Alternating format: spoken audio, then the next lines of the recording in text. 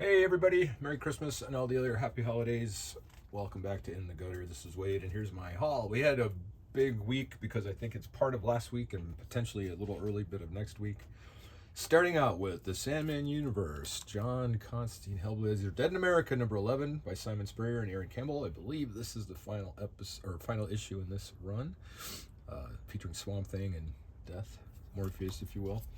From the World of Minor Threats, issue number 4 of Barfly from Patton Oswalt's crazy imagination. There's a whole bunch of these spin-off series that are running, and so far they've all been pretty good. They all take a little look into each of these characters' universes a little bit, get some storytelling done. That was terrible. All right, Amazing Spider-Man 64, Ireland Malenkoff. Not my favorite thing. You get all this mystic stuff, and I don't know.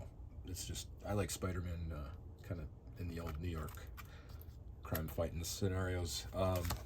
Spider-Boy, number 14, Dan Slott, Medina. This is a Dragon's Challenge storyline. Again, kind of aged down. It's been fun, but it's a little young for my taste. Iron Man number 3, Spencer Ackerman, Julius Ota.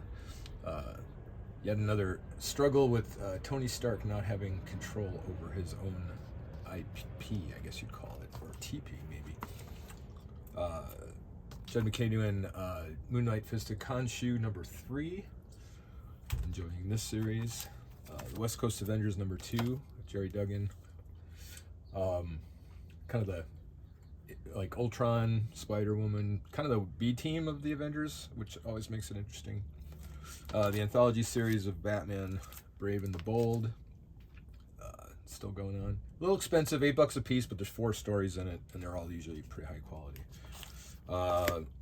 And we go down the Mark Wade train with Batman Superman World's Finest 34. This one features Batgirl Jimmy Olsen and the Super Pets for the most part. And what do you call it? Mora. Dan Mora is not drawing it anymore because he's drawing this with Mark Waid. Justice League Unlimited number 2. This one is a pretty dark storyline featuring invasive species. And if you like Mark Waid, you're going to love this. Batman and Robin Year 1. This has been a cool story. Like, I think the first issue just went into another printing. If you haven't read this one, it might be worth checking out, because if you've enjoyed the other Year 1 storylines, this one's really cool. Focuses mostly around Robin, but it's good stuff. And I like Sam Nee's artwork a lot. The Azure storyline of House of Slaughter continues in issue number 28. And there's one of the variant covers. All of the House of Slaughter, Something's Killing the Children, all the covers and designs and all this stuff is just fantastic. This is some of the best of the best. And as you know, the horror stuff continues with Epitaphs from the Abyss from the EC line, published by Oni. This is issue number 6, and it says, "Eat up, kids. No need to wait for your daddy." Just like so wrong on so many levels. And continuing, Not for the Faint of Heart, the DC Horror Presents, issue number 3. This one has a Batman Buried Alive story, which is pretty creepy, and then a really weird Adam Strange like sci-fi horror story that was I didn't see coming.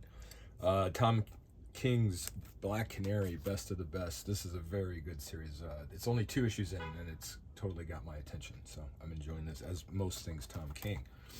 From Tom Hardy's Mind and Scott Snyder and Frank Terry's script with Ryan Smallman, Arcbound number 2. This is a pretty cool hyper-violence sci-fi story. And then getting into the Ghost Machine imprint from Image, the Jeff Johns world, we have Halo and Hornsby number 2.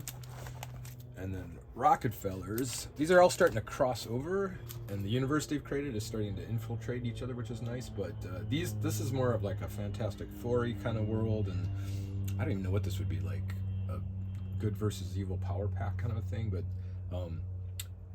it's interesting because some of the stuff is really hard R-rated. Some of it's like very family. So this is more of the PG stuff. But anyway, it's all starting to come together. I'm glad I read it all from the beginning.